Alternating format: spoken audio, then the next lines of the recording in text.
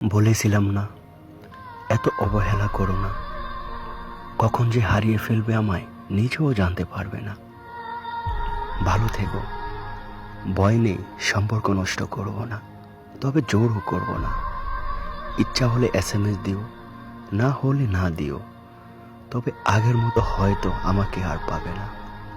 সব কিছু বাদ দিয়ে তোমায় নিয়েই ভাবতাম, কিন্তু অবহেলার মাত্রা এত পরিমাণ হয়ে গেছে যে আমার অসীম ভালোবাসা হারিয়ে ফেললে।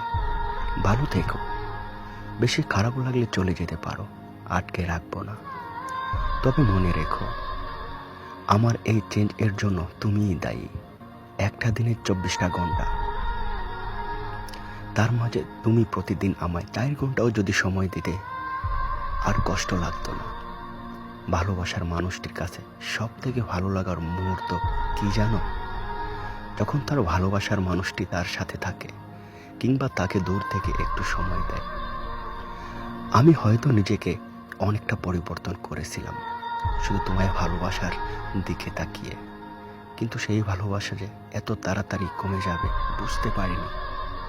সন্দেহ করা উচিত না, হয়তো এতে ভালোবাসা টেকে না, আমি জানি।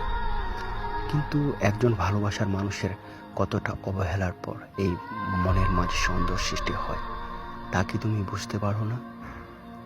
একটা কথা কি জানো, অবহেলার মাত্রাটা যখন বেড়ে যায়, তখন ভালোবাসার ইচ্ছাটাও দিন দিন হারিয়ে যায়।